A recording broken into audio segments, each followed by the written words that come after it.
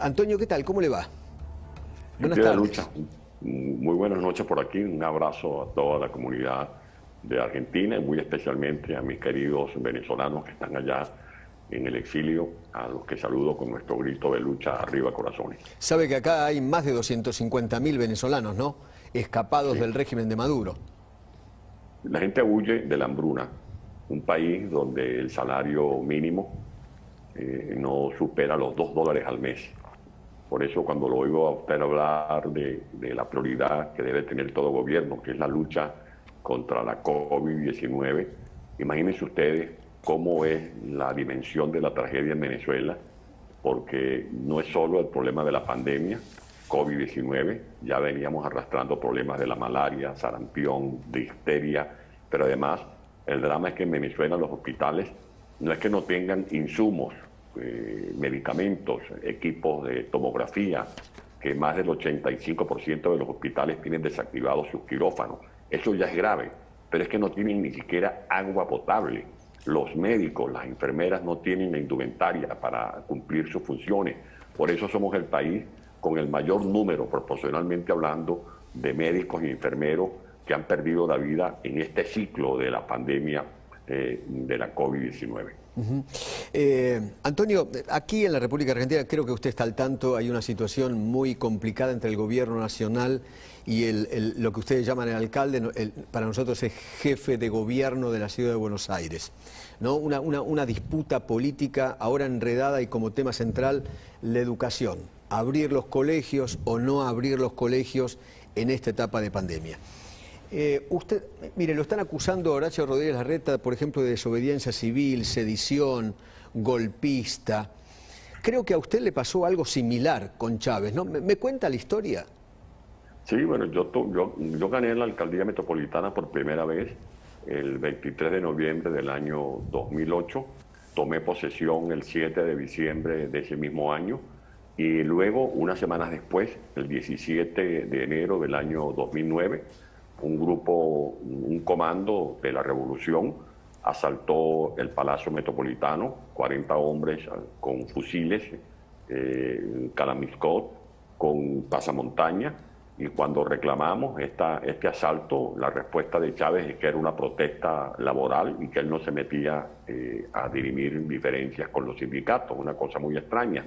Y acto seguido, Chávez usó su parlamento para aprobar una ley contra natura, creando un parapeto llamado Jefatura de Gobierno, a la que en paralelo le asignaron el 95% de los recursos que le fueron arrebatados a la alcaldía metropolitana, más nos invadieron 13 edificios patrimonio de la alcaldía metropolitana, nos fueron despojando progresivamente de competencias. Una de esas competencias fue las escuelas, con el pretexto de que había un modelo de Estado docente que tenía que llevar adelante la revolución y que mal podía estar el manejo de la educación en manos de un opositor, que era en este caso mi situación.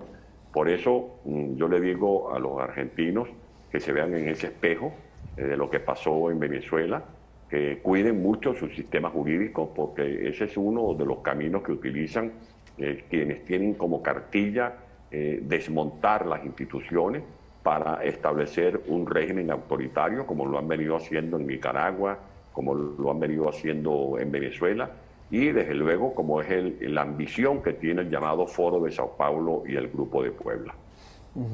¿Y cuáles son los lineamientos de esos dos estamentos, según su saber y entender y su visión, ¿no? Desmontar el proceso de descentralización. Para ellos no cuenta, no toleran que haya disidencia. Al dirigente que vaya asomando la cabeza, o lo matan, o lo apresan, o lo inhabilitan y lo terminan aventando al exilio, como ocurre, por ejemplo, en Venezuela. Es el poder absoluto, es el régimen que va escalando las posiciones de gobierno, van controlando progresivamente las instituciones, el aparato electoral, el aparato judicial, el aparato legislativo, y después el voto se convierte simplemente en una mecánica que no respeta la voluntad del ciudadano. va perdiendo terreno y espacio el concepto de soberanía popular. ¿A usted le da la sensación, usted está al tanto de lo que pasa en la República Argentina, ¿no? Me imagino, sabe bien quién es Cristina Kirchner, sabe bien quién es Alberto Fernández, el apoyo que ambos, presidente y vicepresidente, le han dado al régimen de Maduro, nos conoce bien. ¿Le da la sensación que estamos haciendo el caminito de Venezuela? Acá algunos lo llamamos Argenzuela. Sin duda alguna, porque cuando nosotros reclamamos solidaridad de la comunidad internacional, no queremos poner en el brete a ningún gobierno a que escoja entre el gobierno o la oposición. Es que en Venezuela no hay gobierno, en Venezuela hay un narco régimen y hay que tener mucha complicidad para terminar cargando con el lastre de lo que representa Maduro. Maduro está solicitado por la DEA, está en la galería de los más buscados y está por narcotraficantes. Venezuela dejó de ser un estado petrolero para convertirse en un estado cocanero.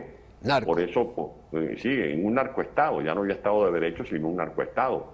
En Venezuela operan los cárteles de Sinaloa, de Jalisco, el de Juárez, tienen pistas de aterrizaje y de despegue de aviones en el estado Zulia.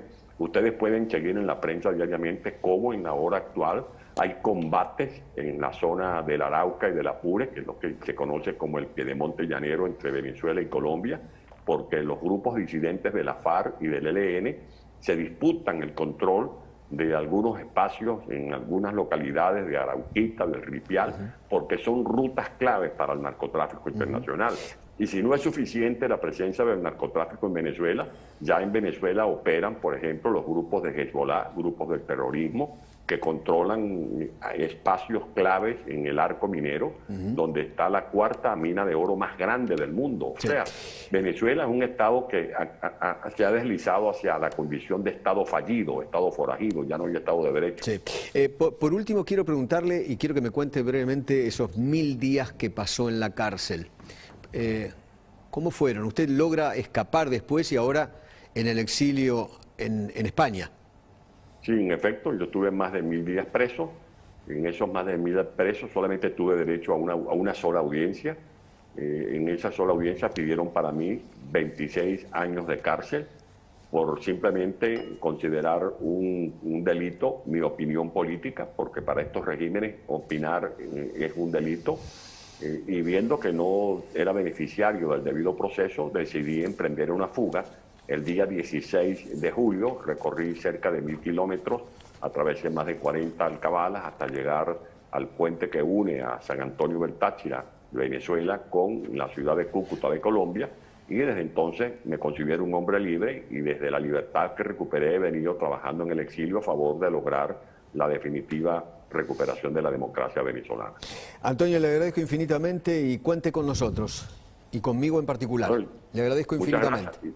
Y simplemente les digo a los argentinos que cuiden la democracia, cuiden la libertad, porque nadie sabe lo que tiene hasta que lo pierde. Que Dios quiera que el pueblo de Argentina no pase por el martirio que hoy ya está escarmentando el pueblo venezolano. Es cierto, porque ustedes alguna vez pensaron, alguna vez creo que les dijeron: che, ustedes van camino a ser Cuba, ¿eh? Y ustedes los venezolanos dijeron: no, nosotros no nos va a tocar nunca. Estamos ahora peor que Cuba, porque el cubano cuando se levanta dice el día de hoy va a ser igual al de ayer. En cambio el venezolano cada vez que se levanta sabe que el día de hoy, que el día que inaugura, va a ser peor que el de ayer. Esa es la tragedia del venezolano y eso es lo que queremos evitar para pueblos hermanos como el de Argentina. Le agradezco infinitamente, Antonio, ¿eh? Fue muy pero muy amable, un abrazo muy grande desde Buenos Aires. Gracias. Gracias, buenas noches. Gracias. ¿Le puedo mostrar algo de...?